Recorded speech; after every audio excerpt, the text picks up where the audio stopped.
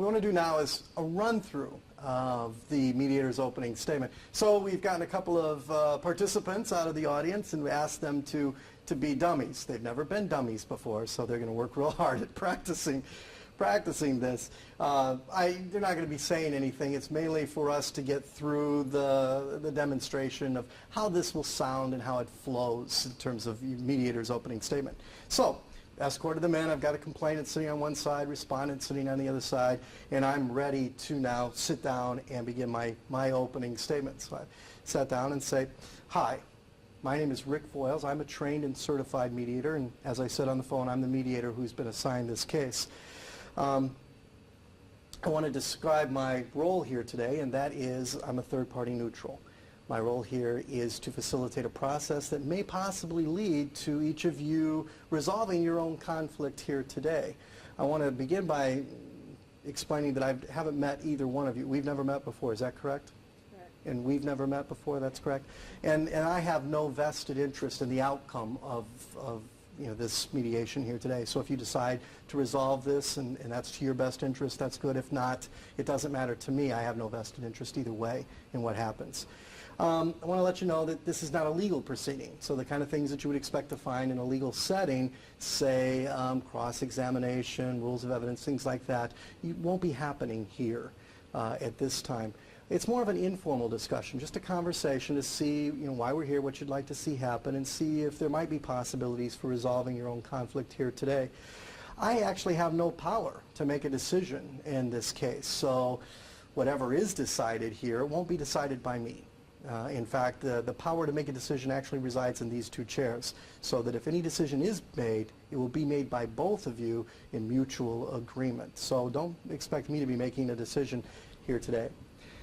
However, I wanted you to know that this is a confidential setting. What you talk about and what we talk about, what goes on here, I do not discuss outside of this setting.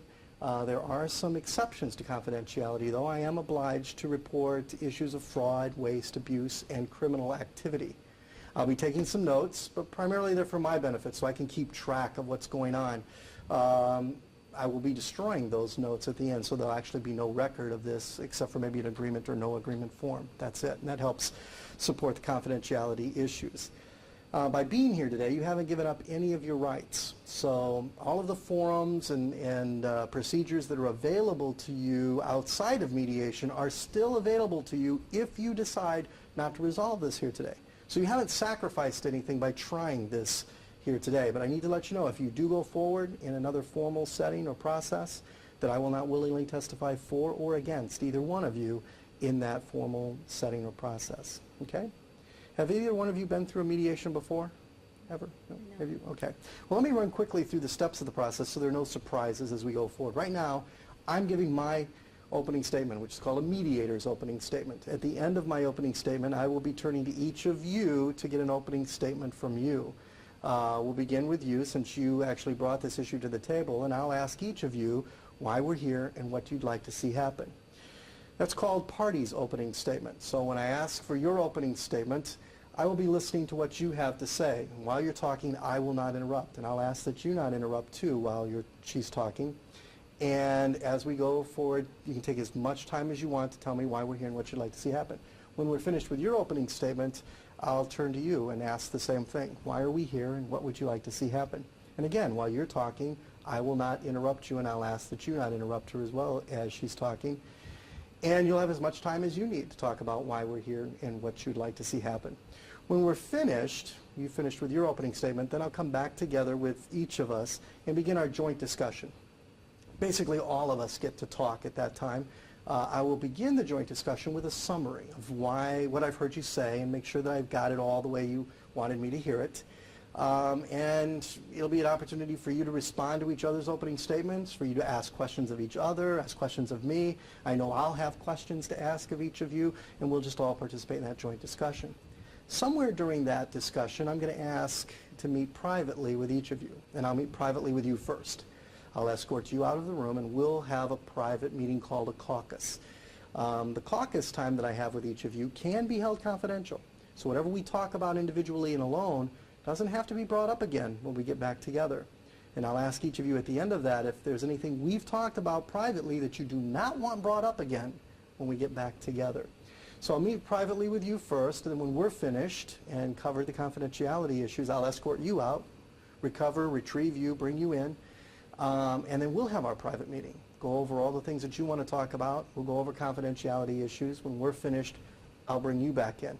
Then we'll have our reconvening together. We'll all be together at that point, and we'll evaluate where we are. If there are some points of agreement, we'll start discussing those one by one in detail. If there are no points of agreement, then I've got a no agreement form here that I'll fill out and fill in your names. It says you tried mediation here today and didn't resolve it, and then I'll sign it, and that form goes into my records.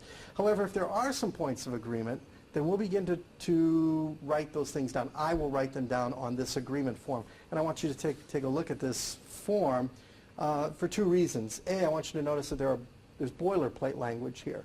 So before we get into signing anything, I want to make sure that this is clear to each of you, and we'll go over this boilerplate language if and when we get to that stage. But I also want you to notice this blank page.